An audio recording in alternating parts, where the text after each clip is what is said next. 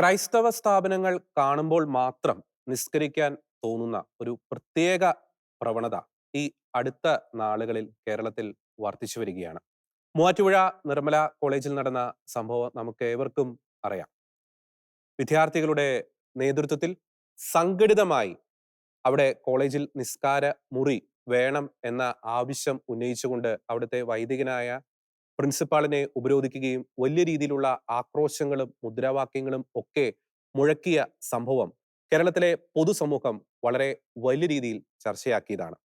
അതിനെ തുടർന്ന് മൂവാറ്റുപുഴയിലെ മഹല് കമ്മിറ്റിയുമായി ബന്ധപ്പെട്ടവർ വിദ്യാർത്ഥികളുടെ ആ ഒരു സ്വഭാവത്തിൽ അല്ലെങ്കിൽ അവർ നടത്തിയ ആ ഒരു പെരുമാറ്റത്തിൽ ഖേദം പ്രകടിപ്പിക്കുകയും തുടർന്ന് ഇത്തരത്തിലുള്ള ഒരു സംഭവം ഉണ്ടാകാതിരിക്കുവാനുള്ള ജാഗ്രത പുലർത്തുകയും ചെയ്യുമെന്ന് കൃത്യമായി പറഞ്ഞതാണ്.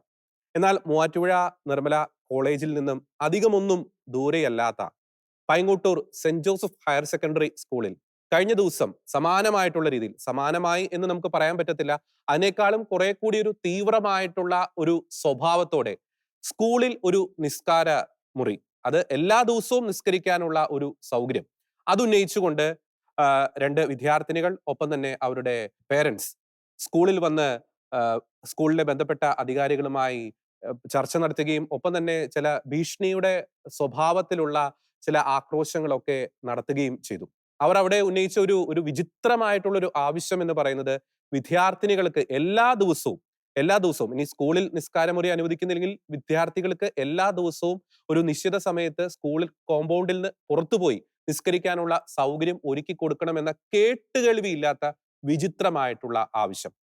ആ ഒരു ആവശ്യത്തിന്മേൽ ഒരു ശക്തമായിട്ടുള്ള ഒരു ഒരു സ്റ്റാൻഡാണ്, ഒരു നടപടിയാണ് അവിടുത്തെ സ്കൂൾ മാനേജ്മെന്റ് സ്വീകരിച്ചത്. ഒരു കാരണവശാലും നിസ്കരിക്കാനുള്ള സൗകര്യം ഒരുക്കി തരത്തില്ല. നിസ്കരിക്കണമെങ്കിൽ വെള്ളിയാഴ്ചകളിൽ ഗവൺമെന്റിന്റെ മാർഗനിർദ്ദേശം അനുസരിച്ചുള്ള ഒരു നിശ്ചിത സമയമുണ്ട്, ആ സമയത്ത് പോയി നിസ്കരിക്കാം, അല്ലാതെ മറ്റു ദിവസങ്ങളിൽ അധിക സമയം നൽകത്തില്ല, നിസ്കാരമുറി നൽകില്ല എന്ന ശക്തമായിട്ടുള്ള ഒരു നിലപാട് സ്കൂൾ മാനേജ്മെന്റ് സ്വീകരിക്കുകയുണ്ടായി. ഈ സംഭവങ്ങൾ വിരൽ ചൂണ്ടുന്നത് എന്തിലേക്കാണ്? വളരെ നല്ല രീതിയിൽ പ്രവർത്തിച്ചുകൊണ്ടിരിക്കുന്ന, അച്ചടക്കത്തോടെ പ്രവർത്തിച്ചുകൊണ്ടിരിക്കുന്ന, ഈ നാട്ടിലെ ജാതി മത വർഗ ഭേദമന്യേ എല്ലാവർക്കും വിദ്യാഭ്യാസം പകർന്നു നൽകിയ വളരെ പ്രൗഢ ഗംഭീരമായ ചരിത്രമുള്ള ക്രൈസ്തവ സ്ഥാപനങ്ങളിൽ തീവ്രവാദ സ്വഭാവമുള്ളവർ നുഴഞ്ഞു കയറി അവരുടെ അജണ്ട നടപ്പിലാക്കുന്നതിന് പിന്നിലെ തന്ത്രം എന്താണ്? ഇത് മതേതര കേരളത്തിന് നൽകുന്ന ദുസൂചനകൾ എന്തൊക്കെ? ഈ വിഷയങ്ങളാണ് നിലപാട് എന്ന ഈ ഒരു പ്രോഗ്രാമിൽ ഞങ്ങൾ ഇന്ന് ചർച്ച ചെയ്യാൻ ആഗ്രഹിക്കുന്നത്. ഞാൻ ജോർജി, എന്നോടൊപ്പമുള്ളത് ജോജി റോബിൻ. നമുക്ക് ഈ ഒരു മൂവാറ്റുപുഴ നിർമ്മല കോളേജിൽ നടന്ന വിഷയം, ഒപ്പം തന്നെ മൂവാറ്റുപുഴയിൽ തന്നെയുള്ള ഈ പൈങ്ങോട്ടൂർ സെന്റ് ജോസഫ് സ്കൂളിൽ നടന്ന ആ ഒരു വിഷയം, അതിന്റെ ഒരു പാറ്റേൺ ചർച്ച ചെയ്യുന്നതിന് മുമ്പ് ഈ ആഗോള തലത്തിൽ പ്രത്യേകിച്ച് തീവ്രവാദ സ്വഭാവമുള്ളവർ ഒരു പ്രദേശത്ത് കൊണ്ടുവരുന്ന ഒരു അരക്ഷിതാവസ്ഥ, എങ്ങനെ ഒരു പ്രദേശത്ത് അവർ ഒരു അരാജകത്വം സൃഷ്ടിക്കുന്നു എന്നതിനെ പറ്റി ഒന്ന് ചർച്ച ചെയ്തിട്ട് നമുക്ക് മൂവാറ്റുപുഴയിലേക്ക് വരാമെന്ന് എനിക്ക് തോന്നുന്നു. കാരണം മൂവാറ്റുപുഴയിലായിക്കോട്ടെ, യൂറോപ്പിലായിക്കോട്ടെ, അങ്ങ് യു കെയിലായിക്കോട്ടെ, ബംഗ്ലാദേശിലായിക്കോട്ടെ, ഇതിന്റെ ഒരു സോഴ്സ് എന്ന് പറയുന്നത്, ഒരു കേന്ദ്രം എന്ന് പറയുന്നത്, അല്ലെങ്കിൽ അതിന്റെ ഒരു തീവ്രവാദ സ്വഭാവമുള്ള ഐഡിയോളജി എന്ന് പറയുന്നത് ഒന്ന് തന്നെയാണ്. നമുക്ക് ബംഗ്ലാദേശിലേക്ക് തന്നെ ആദ്യം ഒന്ന് പോകാം. അവിടെ ആരാണ് ഈ പ്രശ്നം ഉണ്ടാക്കിയത്? വിദ്യാർത്ഥികളെ മുൻനിർത്തിയാണ് അവിടെ അരക്ഷിതാവസ്ഥ സൃഷ്ടിച്ച് അവിടെ ജനാധിപത്യ രീതിയിൽ തെരഞ്ഞെടുക്കപ്പെട്ട ഒരു സർക്കാരിനെ അട്ടിമറിക്കുന്നത്. മറു സൈഡിൽ നമുക്ക് ഈ മുല്ലപ്പൂ വിപ്ലവത്തിന്റെ ഒക്കെ ഒരു ചരിത്രം എടുത്ത് പരിശോധിക്കുമ്പോൾ അവിടെ അവിടുത്തെ വ്യവസ്ഥാപിതമായ ഒരു ഭരണ സംവിധാനത്തെയൊക്കെ തകിടം മറിച്ചത്, അട്ടിമറിച്ചത് അവിടുത്തെ വിദ്യാർത്ഥികളെ മുൻനിർത്തിയായിരുന്നു. ഒപ്പം തന്നെ നമുക്കറിയാം, ഈ പറയുന്ന യൂറോപ്പിൽ ഉടനീളം സംഭവിച്ചുകൊണ്ടിരിക്കുന്ന അഭയാർത്ഥികളുടെ മറവിൽ ഒരു തീവ്രവാദ സ്വഭാവമുള്ളവരുടെ ഒരു പമ്പിങ് നടക്കുന്നു. അതായത് ഈ പാല് തന്ന കൈക്ക് തന്നെ തിരിഞ്ഞു കൊട്ടുന്ന ഒരു സ്വഭാവം ഈ യൂറോപ്പിലേക്ക് അവർ തുടക്ക സമയത്ത് വരുമ്പോൾ വളരെ ഒരു നിഷ്കളങ്കമായിട്ടുള്ള ഒരു സ്വഭാവ സവിശേഷതകളോടെ വരുന്നു. ഒരു ഘട്ടം എത്തുമ്പോൾ തങ്ങൾ അവിടെ ഒരു ഭൂരിപക്ഷത്തിലേക്ക് വരുന്നു. ഒരു പ്രത്യേക ഘട്ടം എത്തുമ്പോൾ തങ്ങളുടെ ഒരു അധീശത്വം അവിടെ വന്നുകൊണ്ടിരിക്കുന്നു എന്ന തോന്നൽ ഉണ്ടാകുമ്പോൾ പിന്നെ അവിടെ ശരീഅത്ത് നിയമം വേണമെന്നായി. ഈ പറയുന്ന പബ്ലിക് പ്ലേസുകളിൽ അവിടുത്തെ ഗതാഗതത്തെയൊക്കെ തടസ്സപ്പെടുത്തിക്കൊണ്ട് ഒരു കൂട്ട നിസ്കാരങ്ങളൊക്കെ നടക്കുന്നു. ഇതിന്റെ ഒരു മിനിയേച്ചർ വേർഷൻ എന്ന് വേണമെങ്കിൽ നമുക്ക് വിശേഷിപ്പിക്കാം. അതാണ് ഇപ്പോൾ കേരളത്തിൽ സംഭവിച്ചുകൊണ്ടിരിക്കുന്നത്. നമുക്ക് ഈ മൂവാറ്റുപുഴ നിർമ്മല കോളേജിലെ ഒരു ഇഷ്യൂ ഉണ്ടായപ്പോൾ അവിടെ വിദ്യാർത്ഥികൾ നടത്തിയ മുദ്രാവാക്യങ്ങള്, അവിടുത്തെ ആക്രോശങ്ങളൊക്കെ നാം സൂക്ഷ്മമായി പഠിച്ചതാണ്. അതിനകത്ത് ഈ അവിടുത്തെ വൈദികനായിട്ടുള്ള പ്രിൻസിപ്പലിനെ ഉപരോധിച്ചുകൊണ്ട് ഒരു വിദ്യാർത്ഥി പറഞ്ഞൊരു കാര്യമുണ്ട്. അത് ഒരു ആവേശത്തിന്റെ പുറത്ത് പറഞ്ഞതാണ് എന്നൊരു വാദത്തിന് വേണ്ടി നമ്മൾ അംഗീകരിച്ചാൽ പോലും ഒരു ഫാർ റീച്ചിങ് കോൺസിക്വൻസ് അതിന്റെ അകത്തുണ്ട്. അതിനകത്ത് അച്ഛൻ പറയുന്ന ഒരു കാര്യമുണ്ട്. ഇത് ന്യൂനപക്ഷ സ്ഥാപനമാണ്. ന്യൂനപക്ഷ സ്ഥാപനങ്ങൾക്ക് ഭരണഘടന നൽകിയിരിക്കുന്ന അധികാരങ്ങൾക്കുള്ളിൽ നിന്നുകൊണ്ട് തന്നെ ഈ സ്ഥാപനം പ്രവർത്തിക്കും എന്ന് പറഞ്ഞപ്പോൾ ആ വിദ്യാർത്ഥി പറഞ്ഞൊരു പോയിന്റ് ഉണ്ട്. ഞങ്ങളാണ് ഇവിടെ ഭൂരിപക്ഷം. ഞങ്ങളാണ് ഇവിടെ ഭൂരിപക്ഷം എന്ന് പറഞ്ഞ് ആക്രോശിക്കുന്ന ഒരു സ്ഥിതിവിശേഷം. അപ്പോൾ ഈ ഒരു എന്താ പറയുക, ഒരു ജനസംഖ്യ തങ്ങളുടെ ഒരു ജനസംഖ്യ ഒരു ഭൂരിപക്ഷത്തിലേക്ക് എത്തിക്കഴിയുമ്പോൾ അവർ സൃഷ്ടിക്കുന്ന അല്ലെങ്കിൽ തീവ്രവാദ സ്വഭാവമുള്ളവർ, ഇപ്പോൾ അവർ ഉറങ്ങിക്കിടക്കുകയാണ്, പക്ഷെ തീവ്രവാദ സ്വഭാവമുള്ളവർ ആ സമൂഹത്തിൽ സൃഷ്ടിക്കുന്ന ഒരു പ്രശ്നങ്ങൾ, പ്രതിസന്ധികൾ, അതിന്റെ ഒരു ടെസ്റ്റ് ഡോസ് അല്ലെങ്കിൽ അതിന്റെ ഒരു തുടക്കം എന്ന് വേണമെങ്കിൽ നമുക്ക് ഈ മൂവാറ്റുപുഴയിൽ ഇപ്പോൾ നടന്നുകൊണ്ടിരിക്കുന്ന സംഭവ വികാസങ്ങളെ നമുക്ക് വിശേഷിപ്പിക്കാൻ സാധിക്കില്ല.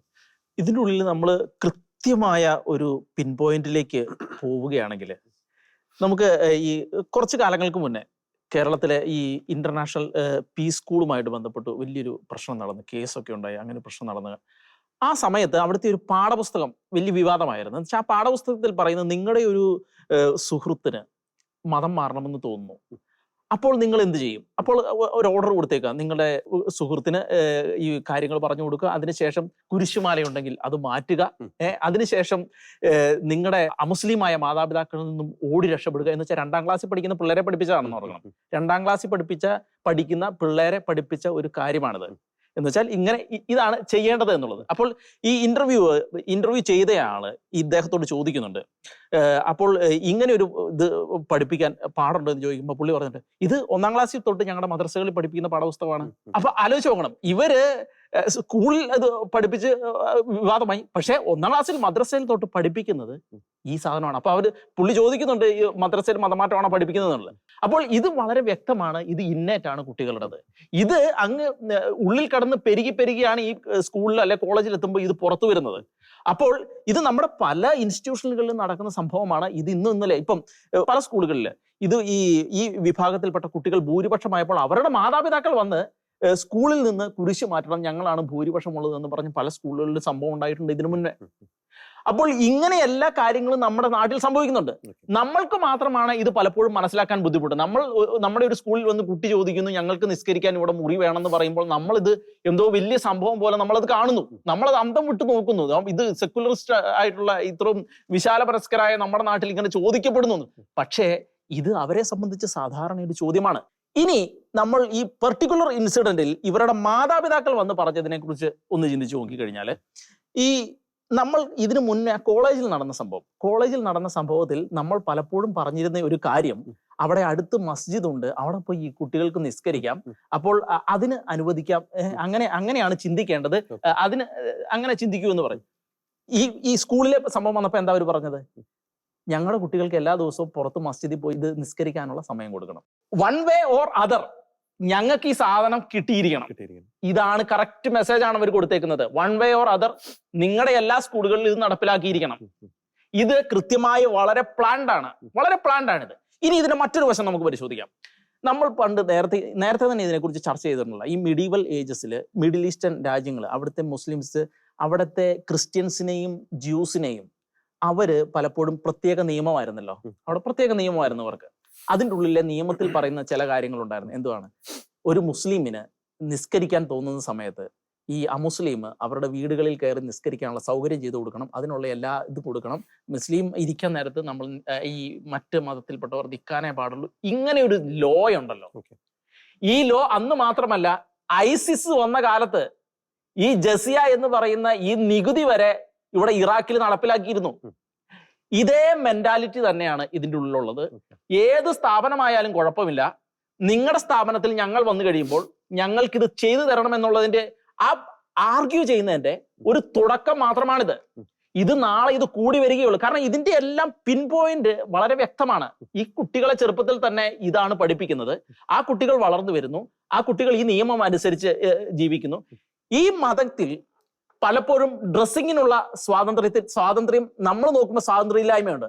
ആ സ്വാതന്ത്ര്യമില്ലായ്മയെ അവരുടെ സ്വാതന്ത്ര്യമായിട്ടാണ് കാണുന്നത്. ഇങ്ങനെ പല വശങ്ങളിലൂടെയാണ് ഇത് വന്നേക്കുന്നത്. നമ്മളാണ് മനസ്സിലാക്കേണ്ടത് നമ്മുടെ സമൂഹം മാറിയിരിക്കുന്നു. നമ്മളാണ് മനസ്സിലാക്കേണ്ടത് നമ്മുടെ സമൂഹത്തിന്റെ കാഴ്ചപ്പാട് മാറിയിരിക്കുന്നു. നമ്മുടെ രീതികളും നമ്മുടെ കാഴ്ചപ്പാടുകളും നമ്മുടെ ഡീലിങ്ങുകളും അതിനനുസരിച്ച് മാറ്റുക എന്നുള്ളത് തന്നെയാണ് ഇതിൻ്റെ ഉള്ളിൽ ഏറ്റവും വലിയ പ്രതിവിധി എന്ന് പറയുന്നത്. അത് കറക്റ്റാണ്. ജോജി, മറ്റൊരു കാര്യം കൂടിയുണ്ട്. ഇവർ ഈ വിദ്യാലയങ്ങളിൽ വരുന്നത് പഠിക്കാൻ വേണ്ടിയിട്ടല്ലേ, അല്ലെങ്കിൽ നിസ്കരിക്കാൻ വേണ്ടിയിട്ടല്ലല്ലോ. നമ്മൾ പലതരത്തിലുള്ള ഈ കലാലയ രാഷ്ട്രീയത്തിൽ നിന്ന് പലതരത്തിലുള്ള സമര ആവശ്യങ്ങൾ നമ്മൾ കേട്ടിട്ടുണ്ട്. അത് ചിലപ്പോൾ അവരുടെ ഒരു പഠന സാഹചര്യവുമായിട്ട് ബന്ധപ്പെട്ട്, അല്ലെങ്കിൽ അത്തരത്തിലുള്ള അവരുടെ അക്കാഡമിക് കരിക്കുലം അല്ലെങ്കിൽ അക്കാഡമിക് ലൈഫുമായി ബന്ധപ്പെട്ട ചില ആവശ്യങ്ങളാണ് നമ്മൾ പല കലാലയങ്ങളിൽ നിന്നൊക്കെ നമുക്ക് ഉയർന്നു കേട്ടത്. പക്ഷെ ഇവിടെ പഠിക്കാൻ വരുന്ന കുട്ടികൾ നിസ്കരിക്കാൻ ഒരു മുറി വേണം എന്ന് ആവശ്യപ്പെടുമ്പോൾ അത് തീർച്ചയായിട്ടും അതിന് പിന്നിൽ ഒരു ശക്തമായിട്ടുള്ള ഒരു അജണ്ട ഉണ്ടെന്ന് നമുക്ക് നിസ്സംശയം നമുക്ക് പറയാൻ സാധിക്കും. കാരണം ഒരു കലാലയം എന്ന് പറയുന്നത് അവിടെ നിന്ന് ഇപ്പൊ റോബിൻ പറഞ്ഞതുപോലെ അവിടെ പഠിപ്പിക്കേണ്ടത് ഐക്യമാണ്, സാഹോദര്യമാണ്, ഈ മതങ്ങളുടെ ഒരു വേർതിരിവിന് അപ്പുറമുള്ള ഒരു ഒരു സൗഹൃദമാണ് അവിടെ പഠിപ്പിക്കേണ്ടത്. നമുക്കറിയാം നമ്മുടെ കലാലയങ്ങളിലൊക്കെ ഈ യൂണിഫോം എന്തിനാണ് കൊണ്ടുവരുന്നത്? അതായത് ഒരു മനോഭാവം കൊണ്ടുവരാൻ വേണ്ടിയിട്ടാണ് ഈ യൂണിഫോം കൊണ്ടുവരുന്നത്. അപ്പൊ അവിടെ ഒരു പ്രത്യേക വിഭാഗക്കാർക്ക് തങ്ങളുടെ മതാചാരങ്ങൾ അനുഷ്ഠിക്കാൻ ഒരു റൂം വേണം, അല്ലെങ്കിൽ ഈ ക്ലാസ് റൂമിൽ തന്നെ ഒരു സ്ഥലം വേണം എന്നൊക്കെ ശഠിക്കുന്നത് തീർച്ചയായിട്ടും ഇവരുടെ തന്നെ ഒരു പിക്ചർ മോശമാക്കുന്ന രീതിയിലേക്കല്ലേ ഇത്തരത്തിലുള്ള ഒരു ആവശ്യങ്ങളൊക്കെ വിരൽ ചൂണ്ടുന്നത് അല്ലെങ്കിൽ വഴിതെളിക്കുന്നത്. ജോർജി, നമ്മൾ ഈ ഒരു കഴിഞ്ഞ 2 ആഴ്ചക്കുള്ളിൽ മതസൗഹാർദ്ദം ഉള്ള കേരളം, അല്ലെങ്കിൽ മതസഹിഷ്ണുതയുള്ള കേരളം, വിദ്യാഭ്യാസമുള്ള കേരളം, എല്ലാ രീതിയിലും വളരെ എന്താ പറയുക, നമ്മൾ വളരെ ഉയർത്തി കാണിക്കുന്ന കേരളം സാക്ഷ്യം വഹിക്കുന്നത് തികച്ചും ദൗർഭാഗ്യകരമായ, അല്ലെങ്കിൽ എന്താ പറയുക, തികച്ചും ഒരു ലജ്ജാകരമായ ചില സംഭവങ്ങൾക്കാണ്.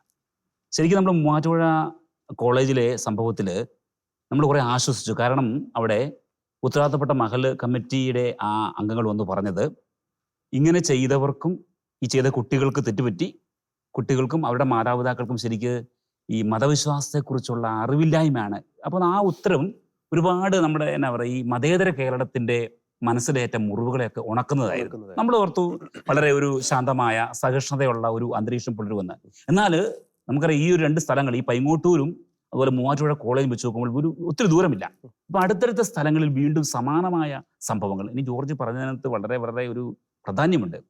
കാരണം ബംഗ്ലാദേശിലോ അല്ല മറ്റു സ്ഥലങ്ങളിലൊക്കെ ഈ തീവ്ര സ്വഭാവമുള്ളവർ എപ്പോഴും ഉപയോഗിച്ചത് വിദ്യാർത്ഥികളെയാണ്. ഇവിടെയും നോക്കിയേ, റോബിൻ ഇവിടെ നോക്കിയേ, കേരളത്തിലും അവര് എന്താണെന്ന് അറിയില്ല, പക്ഷെ അവർ ഉപയോഗിക്കുന്ന വിദ്യാർത്ഥികളാണ്, അതും പെൺകുട്ടികളെ. പെൺകുട്ടികളുടെ കാര്യമാണ്. നമ്മൾ ഈ കാഞ്ഞിരപ്പള്ളി അമൽജ്യോതി എഞ്ചിനീയറിംഗ് കോളേജിന്റെ കേസ് വന്നപ്പോഴും അവിടെ മുന്നിൽ നിന്ന് സമരം നയിച്ചത് പെൺകുട്ടികളായിരുന്നു. ഒപ്പം തന്നെ നമ്മുടെ ഈ പറയുന്ന ഈ ക്രൈസ്തവ ആതുരാലയങ്ങളുമായിട്ട് ബന്ധപ്പെട്ട് സമരം നടത്തിയിരുന്നു. അവിടെ ക്രൈസ്തവ ആതുരാലയങ്ങളോട് സമരത്തിന് നേതൃത്വം നൽകിയവർക്ക് ഒരു മനോഭാവം, മറ്റ് ആതുരാലയങ്ങളോട് മറ്റൊരു മനോഭാവം. അവിടെയും അവർ യൂസ് ചെയ്തത് ഇത് തന്നെയാണ്. അപ്പൊ ഞാൻ പറഞ്ഞു വിടുന്നതാണ്. അപ്പൊ ഈ പെൺകുട്ടികളെ ഉപയോഗിച്ച്, വിദ്യാർത്ഥികളെ ഉപയോഗിച്ചുകൊണ്ട് ഈ രീതിയിലുള്ള ചില ഗൂഢ അജണ്ടകൾ നടപ്പാക്കാനുള്ളൊരു ശ്രമമല്ലേ ഇത്? ഇനി ഞാൻ പറയാം, ഇവിടെ റോബിൻ കൃത്യമായിട്ട് പറഞ്ഞു, ഈ രീതിയിലുള്ള കാര്യങ്ങളാണ് കുട്ടികളുടെ മനസ്സിലേക്ക് ഇൻജക്ട് ചെയ്യുന്നതെങ്കിൽ ആ കുട്ടികളും ഇത് തന്നെ പഠിച്ച് അല്ലെങ്കിൽ ഇത് തന്നെ പ്രാവർത്തിയാക്കാൻ വേണ്ടി ശ്രമിക്കും. അവരുടെയൊക്കെ ഭാവിയിൽ ഉണ്ടാകുന്ന അവസ്ഥകളെ കുറിച്ച്, അല്ലെങ്കിൽ ആ കുട്ടികൾ ഇന്നല്ലെങ്കിൽ നാളെ എന്താ പറയുക എന്തും ചെയ്യാവുന്ന രീതിയിലേക്ക് എത്തിച്ചേർന്നാൽ അതിൻ്റെ ഉത്തരവാദികൾ ആരാണ്? നമ്മൾ ശ്രദ്ധിക്കേണ്ട ഒരു കാര്യമാണിത്. ഇനി അതുപോലെ മറ്റൊരു ഇതാണ് പറയാണ്, മുസ്ലിങ്ങൾക്കും ക്രിസ്ത്യൻസിനും ന്യൂനപക്ഷ അധികാരം അവകാശപ്രകാരം ഇവിടെ ഇൻസ്റ്റിറ്റ്യൂഷൻസ് നടത്താനുള്ള സ്വാതന്ത്ര്യമുണ്ട്. അവിടെ എവിടെയും ഇങ്ങനെ ഇപ്രകാരം ഒരു മതത്തിന്റെ ആചാരത്തിനുള്ള അല്ലെങ്കിൽ പ്രാർത്ഥനയ്ക്കുള്ള മുറികൾ, സൗകര്യങ്ങൾ ചെയ്തു കൊടുക്കുന്നത് എവിടെയും പറയുന്നില്ല. ഞാൻ പറയാം, നാളെ ഒരു ഹിന്ദുക്കുട്ടി ആവശ്യപ്പെട്ടാൽ എന്ത് ചെയ്യും? ഇനി മറ്റൊരു അവസ്ഥ പറയാം, വെള്ളിയാഴ്ചകളിൽ ഈ മുസ്ലിം സമുദായത്തോട് കാണിക്കുന്ന ഒരു വലിയ സഹിഷ്ണുത പ്രകാരം ഗവൺമെന്റ് അവർക്ക് ആവശ്യമുള്ള സമയം കൊടുക്കുന്നുണ്ട്. ഞാനൊക്കെ പണ്ട് സ്കൂളിൽ പഠിക്കുമ്പോൾ എനിക്ക് ഓർമ്മയുണ്ട്, മുസ്ലിം വിദ്യാർത്ഥികൾ വെള്ളിയാഴ്ചകളിൽ എപ്പോഴും അവരുടെ പ്രാർത്ഥനയ്ക്ക് ശേഷം വരുന്ന അവർക്ക് നല്ല കാര്യമാണത്. അപ്പം ആ രീതിയിലുള്ള ഒരു സംവിധാനം നന്നായിട്ട് മുന്നോട്ട് പോകുമ്പോഴാണ് അതിനേക്ക് ആകപ്പെടെ തകിടം മറിച്ച് നമ്മുടെ സമൂഹത്തിന്റെ ആ ഒരു സന്തുലിതാവസ്ഥ അല്ലെങ്കിൽ ആ ഒരു മതസൗഹാർദ്ദം അല്ലെ അറിഞ്ഞോ അറിയാതെ തകർക്കാനുള്ള ശ്രമം നടക്കുന്നത്. ഇവിടെ ഇനി ഞാനൊരു മറ്റൊരു ഇതിപ്പോൾ നമ്മളൊരു അജണ്ട അല്ലെന്ന് നമുക്ക് ഒരിക്കലും കാണാൻ സാധിക്കും. കാരണം വെച്ചാൽ ക്രിസ്ത്യൻ ഇൻസ്റ്റിറ്റ്യൂഷൻസിനെയൊക്കെ ഫോക്കസ് ചെയ്തിട്ട് ഇവിടെ ജോർജ് പറഞ്ഞു, നമുക്കറിയാം ഈ നേഴ്സുമാരുടെ സമരം, നമുക്കറിയാം ശരിക്കും നേഴ്സുമാരുടെ സമരത്തിൽ ലീഡർഷിപ്പ് കൊടുത്തത് ഒരു മറ്റു മതക്കാരനായിരുന്നു ശരിക്കും. അത് നമുക്കറിയാം, ഈ നേഴ്സുമാരെന്ന് പറയുന്നത് കേരളത്തിൽ ലോകത്തിലെല്ലാം എടുത്ത് അവിടെ ഒത്തിരി മലയാളികളുണ്ട്. കേരളത്തിൽ ഭൂരിഭാഗം ക്രിസ്ത്യൻസ് ആണ്, ശരിക്കും ക്രിസ്ത്യൻസ് ആണ്. അപ്പൊ ഈ ഭൂരിപക്ഷ ക്രിസ്ത്യൻസ് നേഴ്സുമാരായിരിക്കും അവരുടെ കാര്യത്തിൽ നമ്മൾ കാണിക്കാത്തൊരു താല്പര്യം മറ്റൊരു മതക്കാരൻ കാണിക്കുമ്പോൾ ഒരു ഘട്ടം കാണിച്ചപ്പോൾ അത്ര ഒരു നിഷ്കളങ്കമാണ് അല്ലെങ്കിൽ വെറുതെയാണ്, യാദൃശ്യമാണെന്ന് ഒരിക്കലും നമുക്ക് ചിന്തിക്കാൻ സാധിക്കില്ല. ഇനി സമരം നടന്നോ? സമരം നടന്നത് ശരിക്കും ക്രൈസ്തവ മാനേജ്മെന്റുകളുടെ ഹോസ്പിറ്റലിന് മുമ്പിലാണ് അവർ കൊടിയും കെട്ടി അവർ പല രീതിയിലുള്ള അജണ്ടകൾ അല്ലെങ്കിൽ അവരുടെ ആവശ്യങ്ങൾ ഉന്നയിച്ചുകൊണ്ട്, ഇനി ഞാൻ പറയാം, നേഴ്സുമാരുടെ അവകാശങ്ങൾ സ്ഥാപിക്കുകയായിരുന്നോ, അതോ ഈ ഹോസ്പിറ്റലുകളെ അട്ടിമറിക്കുകയായിരുന്നോ, അല്ലെങ്കിൽ നമ്മുടെ സ്ഥാപനങ്ങളെ അവർ തകർക്കാനുള്ള ശ്രമമായിരുന്നു, ഒന്നും നമുക്ക് ഒരിക്കലും പറയാൻ സാധിക്കില്ല. കാരണം വെച്ചാൽ ആ രീതിയിലുള്ള സംഭവവാസങ്ങൾ ഉണ്ടായിട്ടുണ്ട്. എങ്ങനെയാണെങ്കിലും നമ്മൾ പറയുന്നത് ഇനിയിപ്പോൾ നേഴ്സുമാർക്ക് ശമ്പളം കിട്ടുന്ന അത് നല്ല കാര്യമാണത്, അതെന്താ ഒരു കുഴപ്പമില്ല. പക്ഷേ ആ രീതി അതിനുവേണ്ടി ഇറങ്ങിപ്പുറപ്പെട്ടവരുടെ ഉദ്ദേശശുദ്ധി ഒരു വൺ സൈഡഡ് സ്വഭാവമുള്ള അതാണ്. ആ ഞാൻ പറയാൻ, ഇനിയിപ്പം മറ്റു മതക്കാരുടെ ഹോസ്പിറ്റലിൽ അവർ ഈ ഒരു വീറും വാശിയും കാണിച്ചില്ല. അവിടെ ഇത്രമാത്രമുള്ള ഒരു വലിയ ഒരു ആക്രോശമോ അല്ലെങ്കിൽ ഒരു ഭയങ്കര ആവേശമോ ഒന്നും കണ്ടില്ല. ഇപ്പൊ ഇങ്ങനെ അപ്പൊ നമ്മൾ വെച്ച് നോക്കുമ്പോൾ എന്താ സംഭവിക്കുന്നത്? അവര് ഇപ്പോഴും തീവ്ര സ്വഭാവമുള്ളവർ അവരുടെ അജണ്ടയിൽ നിന്ന് അവർ പുറകോട്ട് പോയിട്ടില്ലെന്നല്ലേ ഇത്തരം സംഭവങ്ങൾ വീണ്ടും വീണ്ടും നമ്മളെ കാണിക്കുന്നത്. അല്ലെങ്കിൽ ഇത്തരം സംഭവങ്ങൾ വീണ്ടും വീണ്ടും ഉണ്ടാകുമ്പോൾ അത് എന്താ പറയുക, അതൊരു എന്നാ പറയുക, ഒരു അകൽച്ച ഉണ്ടാക്കുകയല്ലേ ചെയ്യുന്നത്. അതിനെക്കുറിച്ചുള്ള ആ ഒറ്റപ്പെട്ടു പോവുകയല്ലേ ചെയ്യുന്നത്. അപ്പൊ അതിനെക്കുറിച്ചുള്ള ഒരു തിരിച്ചറിവിലേക്ക് വരണം എന്നാണ് എനിക്ക് പറയാനുള്ളത്. ഒപ്പം മറ്റൊരു കാര്യമുണ്ട് റോബിൻ ജോജി, അതായത് ഈ മൂവാറ്റുപുഴ സംഭവം ഉണ്ടായപ്പോൾ അതിനോട് കേരളത്തിലെ പൊതുസമൂഹത്തിന്റെ ഒരു പ്രതികരണം നമുക്ക് കൃത്യമായിട്ട് അറിയാം.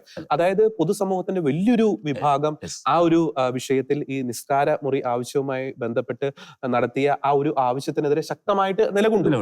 ഇടതുപക്ഷ അനുഭവമുള്ളവർ പോലും ആ ഒരു വിഷയത്തിൽ ശക്തമായിട്ടുള്ള നിലപാടാണ് ഇത്തരം തീവ്രവാദ സ്വഭാവമുള്ള ആവശ്യങ്ങളോട് നടത്തിയത്. ആ ഒരു കാര്യം അവിടെ അന്തരീക്ഷത്തിൽ നിൽക്കുമ്പോൾ തന്നെയാണ് സമാനമായിട്ടുള്ള ആവശ്യം ഉന്നയിച്ചുകൊണ്ട് മൂവാറ്റുപുഴയിൽ നിന്ന് അല്ലെങ്കിൽ നിർമ്മല കോളേജിൽ നിന്ന് അധികം ദൂരമല്ലാത്ത പൈങ്ങോട്ട് സെന്റ് ജോസഫ് കോളേജിലും വന്നിരിക്കുന്നത്. അത് നൽകുന്ന ഒരു സൂചന എന്താണ്? ഞങ്ങൾ ഇതിൽ നിന്നൊന്നും പിന്നോട്ട് പോയിട്ടില്ല.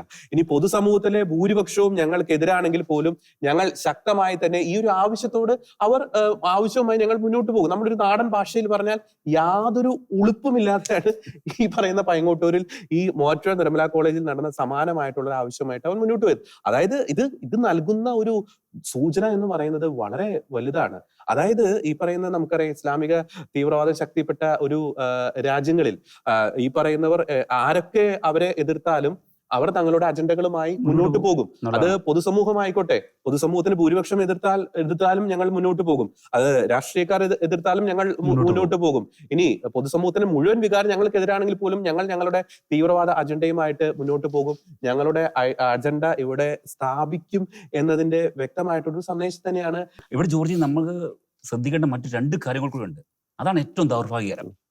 ഈ രീതിയിൽ മൂവാറ്റുപുഴ കോളേജിലെ ആ ഒരു സംഭവത്തെ എല്ലാവരും അപലപിച്ചുവെങ്കിലും ഒരു രാഷ്ട്രീയ പാർട്ടികളൊന്നും പ്രത്യേകമായിട്ട് ഇതിനെക്കുറിച്ച് ഒരു കാര്യമായിട്ടുള്ള ഒരു പ്രതിഷേധം രേഖപ്പെടുത്തുകയോ അല്ലെങ്കിൽ അവർ ഇതിനെക്കുറിച്ച് എന്തെങ്കിലും പറയുകയോ ഒന്നും ഉണ്ടായിട്ടില്ല. അവർ രേഖപ്പെടുത്തില്ല, കാരണം മതേതരത്വം. അതാണ് ഇനി മറ്റൊരു കാര്യം, മനസ്സിലാത്ത കാര്യം എടുത്തത്. ഇവിടെ ഈ സ്കൂളിൽ, ഈ ഒരു സിസ്റ്റേഴ്സിന്റെ ഈ ഒരു സ്കൂളിൽ ഈ സംഭവം ഉണ്ടായപ്പോൾ ഇതിനെക്കുറിച്ചും ഒന്നും കാര്യമായ പ്രതികരണം ഒരു രാഷ്ട്രീയ പാർട്ടികൾ നടത്തുന്നില്ല. അതാണ് അപകടം. അവിടെ ശരിക്കും നമ്മൾ മതേതരത്വം കാത്തു സൂക്ഷിക്കുന്നതിൽ പരാജയപ്പെടുന്ന ഞാൻ പറയും. കാരണം വെച്ചാൽ ഏതെങ്കിലും ഒരു മതക്കാര് അല്ലെങ്കിൽ ഏതെങ്കിലും ഒരു വിഭാഗം അവർക്ക് ശക്തിയുള്ള സ്ഥലത്ത് അല്ലെങ്കിൽ അവർക്ക് എന്തും ചെയ്യാൻ പറ്റുന്ന ഒരു സ്ഥലത്ത് മറ്റുള്ള മതക്കാരോട് എന്തെങ്കിലും അന്യായം കാണിക്കുമ്പോൾ അവരുടെ മുഖം നോക്കാതെ, അവരുടെ കളർ നോക്കാതെ, അവരുടെ എണ്ണം നോക്കാതെ പറയാനുള്ള ഒരു ആർജവത്വം ശരിക്കും രാഷ്ട്രീയ നേതാക്കന്മാർ കാണിക്കണം. അവിടെ ഞാൻ പറയാം, അവിടെ ശരിക്കും പരാജയം ഉണ്ടാകുന്നുണ്ട്. ഇവിടെ വളരെ ചുരുക്കം ലീഡർമാർ മാത്രമേ ഇവിടെ ഞാൻ പറയാം, കോൺഗ്രസ് അവിടെ പ്രതികരിക്കുന്നു, CPM പ്രതികരിക്കുന്നുണ്ട്. അതൊക്കെ തുറന്നു പറയാൻ രക്ഷയില്ല, അല്ലേ? ആ സമയം ഞാൻ പറയുകയാണ്, ഇനിയിപ്പം ഞാൻ തുറന്നു പറയട്ടെ, ഈ ആ സമയം മുസ്ലിം വിഭാഗത്തിൽപ്പെട്ട ആർക്കെങ്കിലുമാണ് എന്തെങ്കിലുമാണ് ഈ രീതിയിലുള്ള ഒരു അന്യായം വേണ്ട, എന്തെങ്കിലും ഒരു അന്യായത്തിന്റെ ഒരു അംശം കണ്ടാല് ചാടി പ്രതിഷേധം നടത്താനും പ്രതികരിക്കാനും ഒക്കെയുള്ള മത്സരം ഉണ്ടാകും, അല്ലേ? ഇപ്പൊ എന്തിനിവിടെ ദൂരെ നടന്ന പാലസ്തീനിൽ നടന്ന ഹമാസിനെതിരെ നടന്ന ആക്രമണങ്ങൾക്ക് അല്ലെങ്കിൽ അവിടെ ഈ പാലസ്തീനിലെ ആൾക്കാർ കൊല്ലപ്പെടുന്നതിന് മത്സരിച്ചാണ് ഇവിടെ കമന്റ് എഴുതുന്നത്. അതെ, വഖഫ് ബോർഡ് നിയമപദ്ധതി നമ്മൾ കണ്ടു. പാർലമെന്റ് അല്ലെ, അവിടെ മൊത്തം പാർലമെന്റും അതേപോലെ എന്നാ പറയാ എല്ലാ സംവിധാനങ്ങളും സ്തംഭിപ്പിച്ചുകൊണ്ട് അല്ലെങ്കിൽ ജനങ്ങൾക്ക് എന്നാ പറയാ ഇതിനെക്കുറിച്ച് ബോധവൽക്കരണം കൂടുതൽ ആവശ്യമാണെന്നുള്ള രീതിയിൽ രാഷ്ട്രീയക്കാര് ഘോരഘോരം പ്രസംഗിച്ചു. നമ്മളതിന് ഒരു കുറ്റവും പറയുന്നില്ല. അതുപോലെ മറ്റൊരു കാര്യം ഞാൻ പറയാൻ ഇവിടെ റോബിൻ പറഞ്ഞു, നമ്മൾ അവരെ തിരിച്ചറിയണമെന്ന്. നമ്മൾ അവരെ തിരിച്ചറിയണം, ഈ തീവ്ര സ്വഭാവം തിരിച്ചറിയണം. ക്രിസ്ത്യൻ മാനേജ്മെന്റുകൾക്ക് പറ്റിയ ഒരു പരാജയം എന്ന് പറയുന്നത് അവർ ചിലയിടങ്ങളിലൊക്കെ ഇച്ചിരി ഒരു എന്താ പറയുക ഒരു നിസ്സംഗത കാണിച്ചു. ചിലയിടങ്ങളിൽ ഒരു മൗനാനുവാദം പറയുകയാണ്. നമ്മുടെ ചില ഇൻസ്റ്റിറ്റ്യൂഷൻസിൽ ഇത്തരം കാര്യങ്ങൾക്ക് മൗനാനുവാദം കൊടുത്തിട്ടുണ്ട്. അത് സത്യമായ കാര്യമാണത്. അപ്പൊ അതിനെക്കുറിച്ച് പറയുമ്പോൾ നമ്മൾ ലജ്ജിതരായിട്ടോ നമ്മൾ കണ്ണുപൊത്തിയിട്ടോ നമ്മൾ ഇല്ലെന്ന് പറഞ്ഞിട്ടൊന്നും കാര്യമില്ല. ആ രീതിയിലുള്ള സമീപനം ശരിക്കും അപകടമാണ്. ഇതാണ് ഇങ്ങനെ ചില മൗനാനുവാദം കൊടുത്തതാണ് അവർക്ക് എല്ലായിടത്തും ഈ ആവശ്യങ്ങൾ ഉന്നയിക്കാനുള്ള ഒരു ശക്തി കൊടുത്തത്. അവർക്ക് മനസ്സിലായി. അവിടെയാണെങ്കിൽ പിന്നെ ഇവിടെ കുഴപ്പം. ഇങ്ങനെയൊക്കെ ചെയ്യുമ്പോൾ അവർ രഹസ്യത്തിൽ മനസ്സിൽ പറയുന്ന കാര്യം ഇതാണ്, അല്ലെങ്കിൽ ചോദിക്കുന്ന കാര്യം ഇതാണ്. അവിടെ ഇവിടെ ആകാമെങ്കിൽ പിന്നെ എന്തുകൊണ്ട് ഇവിടെ ആയിക്കൂടാ, അല്ലേ? എന്തുകൊണ്ട് ഞങ്ങൾക്ക് വ്യാപിപ്പിച്ചുകൂടാ? അതാണ് മനസ്സിലാക്കേണ്ട കാര്യം. അപ്പൊ ആ കാര്യത്തിൽ ശരിക്കും ന്യൂനപക്ഷ സമുദായങ്ങളിൽ അവർക്ക് ഇൻഷുറൻസ് നടത്താനുള്ള സ്വാതന്ത്ര്യമുണ്ടെന്നും അതിന് നിയമങ്ങൾ വളരെ കൃത്യമായി പഠിച്ചുകൊണ്ട് മറ്റൊന്നും നോക്കേണ്ട ആവശ്യമില്ല. ഇനി ഞാൻ പറയുകയാണെങ്കിൽ ഇനി ഇപ്പൊ നമുക്കിടെ പ്രശ്നം എന്താണ്? നമ്മുടെ സ്കൂളിൽ നാളെ അല്ലെങ്കിൽ നമ്മുടെ കോളേജുകളിൽ നാളെ ഈ കുട്ടികളെല്ലാം പോകുന്നതാണോ? എവിടെയും പോകുന്നില്ല. അങ്ങനെ നടത്താനാണെങ്കിൽ ഇവർ പണ്ട് നടത്തേണ്ടതല്ലേ? അല്ലേ? എവിടെയും പോകുന്നില്ല. അപ്പൊ നമ്മൾ അതിനൊന്നും ഭയപ്പെടേണ്ട ആവശ്യം, മറിച്ച് നമ്മുടെ വിശ്വാസസംബന്ധമായ അല്ലെങ്കിൽ സൗഹാർദ്ദം നടക്കുന്ന ഇത്തരം കാര്യങ്ങളിൽ വ്യക്തവും വളരെ വളരെ ഒരു വിവേകത്തോടു കൂടി തീരുമാനമെടുത്ത് നമ്മൾ മുന്നോട്ട് പോകണം. അല്ലെ, ഇതിന്റെ ഉള്ളിൽ ഒരു വസ്തുത എന്ന് പറയുന്നത് ഇലക്ഷൻ വരാൻ പോവുകയാണ്. ഇത് കൃത്യമായ വളരെ ടാർഗറ്റഡ് ആയിട്ടുള്ള ഒരു കാര്യമാണ്. ഇതൊരു തുടക്കമാണ്, തുടങ്ങി വരുന്നേ ഉള്ളൂ. ഇതിന്റെ മെച്യൂരിറ്റി എത്തുന്നത് എപ്പോഴാന്ന് ചോദിച്ചാൽ ഇലക്ഷൻ കാലഘട്ടത്തിലാണ്. ഇത് വളരെ കൃത്യമാണ്. ഇപ്പൊ നമുക്കറിയാം, മൂവാറ്റുപുഴ സംഭവം ഉണ്ടായപ്പോൾ ആദ്യം ഉണ്ടായ സംഭവത്തിൽ ഒരു മാധ്യമങ്ങളും മുഖ്യധാരാ മാധ്യമങ്ങളും ഇങ്ങനെ ഒരു സംഭവം ഉണ്ടായതിനെ കുറിച്ച് ഒരു ചെറിയ വാർത്ത പോലും കൊടുത്തില്ല. പക്ഷേ മഹല്ല് കമ്മിറ്റിക്കാർ വന്ന് ഇതിന് ക്ഷമ പറഞ്ഞ് കൊടുത്തു കഴിഞ്ഞപ്പോൾ എല്ലാ മാധ്യമങ്ങളും വളരെ വലിയ രീതിയിൽ ഇതിന് ഇമ്പോർട്ടൻസ് കൊടുത്ത് വാർത്തകൾ പ്രസിദ്ധീകരിച്ചു. മെയിൻ മാധ്യമങ്ങളെല്ലാം കൊടുത്തു. നമ്മളന്ന് എല്ലാ മാധ്യമങ്ങളും എടുത്ത് കണ്ടതാണ്. എല്ലാ മാധ്യമങ്ങളും അത് കൊടുത്തു, വളരെ പ്രാമുഖ്യത്തോടെ കൊടുത്തു. ഇത് ഒരു ഇരട്ടത്താപ്പുണ്ട്. ഇപ്പൊ കോൺഗ്രസ് വന്നാലും ഈ ഇടതുപക്ഷം വന്നാലും എല്ലാത്തിലും ഇവര് ഈ ഒരു ആവശ്യം ഉന്നയിച്ച് അവരെ പ്രഷർ ചെയ്യും എന്നുള്ള കാര്യം ഏകദേശം ഉറപ്പാണ്. ഇതിനുള്ളിൽ ഇനി ഇതനുസരിച്ച് ഏതെങ്കിലും നിയമം സ്കൂളുകളിൽ ഇത് വേണം എന്ന് പറഞ്ഞ് വരുമോ ഇല്ലയോ എന്ന് മാത്രം നമ്മൾ നോക്കിയാൽ മാത്രം മതി. ഇതിന്റെ പിന്നിൽ കൃത്യമായ രാഷ്ട്രീയമുണ്ട്, കൃത്യമായ പൊളിറ്റിക്സ് എല്ലാ രീതിയിലുമുണ്ട് ഇതിന്. കാരണം ഇത് ഒരു പ്രഷറൈസ് ചെയ്യാനുള്ളതിന്റെ ഒരു തുടക്കം മാത്രമാണ്. ഇത് കൃത്യമായി അടുത്ത ഇലക്ഷൻ വരുമ്പോഴത്തേനും ഇവർ ഈ വിഷയം ബൂസ്റ്റപ്പ് ചെയ്യും, ഇത് പ്രഷറൈസ് ചെയ്യും.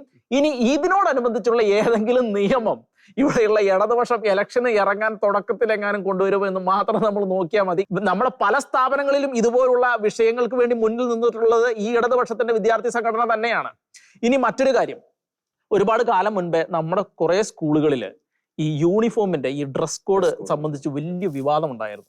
അതേ കാലഘട്ടത്തിൽ ഒരുപാട് മുസ്ലിം മാനേജ്മെന്റുകൾ കേരളത്തിൽ അവരുടെ സ്കൂളുകൾ തുടങ്ങിയിരുന്നു.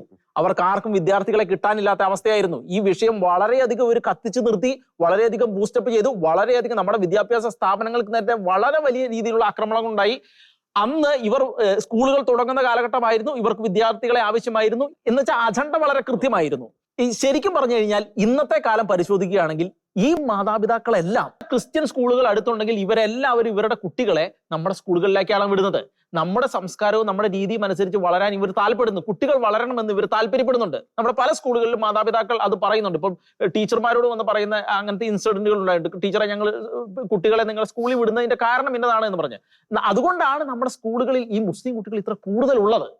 അല്ലാതെ വേറെ കാരണം കൊണ്ടല്ല. അവരുടെ ക്വാളിറ്റി എഡ്യൂക്കേഷൻ അവരുടെ പിള്ളേർക്ക് അത് കൊടുക്കാൻ ആഗ്രഹിക്കുന്നു. ഒരുപാട് മാതാപിതാക്കൾ പറയുന്ന ഒരു അനുഭവമാണ്, നമ്മുടെ സ്കൂളുകളിൽ വന്നിട്ട് പറയുന്നതാണ്. പക്ഷേ അതിനെ കൗണ്ടർ ചെയ്യുകയും അതുമല്ലെങ്കിൽ ആ കുട്ടികൾ മറ്റു സ്കൂളുകളിലേക്ക് ഇതുപോലെ ഇങ്ങനത്തെ സ്കൂളുകളിലേക്ക് മാറുകയും ചെയ്യാനുള്ള ഒരു അജണ്ട ചില ആളുകൾ സെറ്റ് ചെയ്ത് നടപ്പിലാക്കി ഇവരുടെ മേൽ അടിച്ചേൽപ്പിക്കുകയാണോ എന്ന് നമ്മൾ പരിശോധിക്കേണ്ട ഒരു വസ്തുതയുണ്ട് ഇതിന്റെ പിന്നിൽ. ഇവിടെ ജോർജി ഒരു ഒറ്റ ചെറുക്കാര്യം പറയാണ്, ഇന്ന് ഇതൊരു ന്യൂനപക്ഷമാണ്.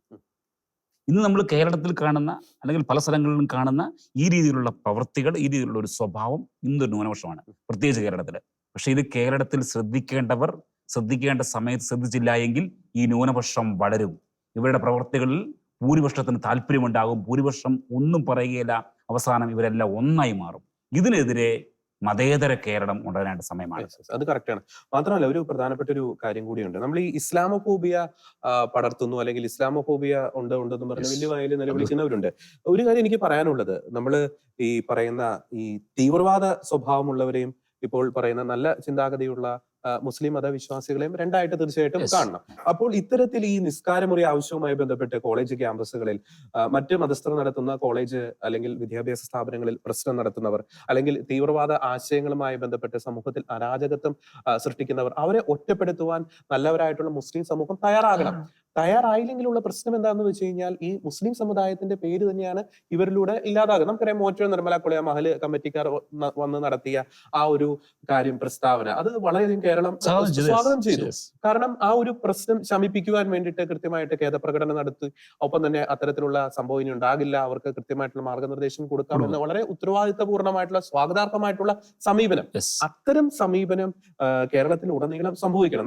നമുക്കറിയാം, നേരത്തെ റോബിൻ സൂചിപ്പിച്ചു, ഈ വിദ്യാർത്ഥികൾ എന്തുകൊണ്ടാണ് ഇത്തരം ഒരു ആവശ്യമായിട്ട് മുന്നിട്ടിറങ്ങുന്നത്? നമ്മൾ ഈ സോഷ്യൽ മീഡിയ ഒക്കെ പരിശോധിച്ചു കഴിഞ്ഞാൽ തീവ്ര മത പ്രഭാഷകരുടെ പല ആ പ്രസംഗങ്ങൾ ഇപ്പോഴും വൈറലാണ്. വേറെ ഒരു ആള് പറഞ്ഞ കാര്യം ഞാൻ ഓർക്കുന്നുണ്ട്. ക്രിസ്ത്യൻ സ്ഥാപനങ്ങളിൽ നിങ്ങൾ നിസ്കരിക്കാൻ നിങ്ങൾക്ക് സൗകര്യം കിട്ടിയില്ലെങ്കിൽ നിങ്ങൾ പഠനം നിർത്തി പോരുക. വേറൊരാള് പറഞ്ഞു, രണ്ടോ മൂന്നോ പേർ അവിടെ നിസ്കാരം ആരംഭിക്കുക, പിന്നെ പയ്യെ പയ്യെ അവിടെ എല്ലാ കാര്യങ്ങളും എല്ലാം നിർത്തും. ഒക്കെ അപ്പോൾ ഇന്നത്തെ ദീപികയിൽ മുഖപ്രസംഗത്തിൽ പറഞ്ഞിരിക്കുന്ന ശ്രദ്ധേയമായിട്ടുള്ള പോയിന്റ് ഉണ്ട്. ഈ വിദ്യാർത്ഥി ഇതെന്തോ വലിയൊരു സ്വാതന്ത്ര്യ സമര പ്രസംഗം ഒക്കെ ആണെന്നുള്ള രീതിയിലാണ് ഈ പ്രസംഗങ്ങളെയൊക്കെ കാണുന്നത്. അപ്പോൾ ആദ്യമേ തിരുത്തേണ്ടത് വിദ്യാർത്ഥിനികളെ മാത്രമല്ല, അവർ ഇതിന്റെ ഒരു കണ്ണികയിലെ ഏറ്റവും ലാസ്റ്റത്തെ പോയിന്റ് ആണ്.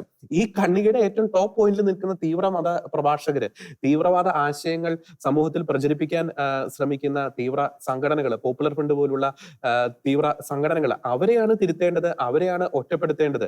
അത് ഒരു വോട്ട് ബാങ്ക് രാഷ്ട്രീയമൊക്കെ കണ്ട് എന്താ പറയുക, മതേതരത്വം തകരുമെന്ന കപട കരച്ചിലൊക്കെ നടത്തി അവരെ കണ്ടില്ല എന്ന് നടിക്കുന്നത് ഈ കേരളത്തിന്റെ മതേതര സമൂഹത്തിന്, കേരളത്തിലെ സമാധാന അന്തരീക്ഷത്തിന് വളരെ ദൂരവ്യാപകമായിട്ടുള്ള പ്രത്യാഘാതം തന്നെയാണ് അവിടെ സൃഷ്ടിക്കുന്ന കാര്യത്തിൽ യാതൊരു സംശയവുമില്ല. അല്ല, ഇത് നമ്മൾ കൃത്യമായിട്ട് മനസ്സിലായി. ഇപ്പൊ നമ്മള് സിലബസിന്റെ കാര്യം പറഞ്ഞു, ഇന്നതാണ് കുട്ടികളെ പഠിപ്പിക്കുന്നതെന്ന്.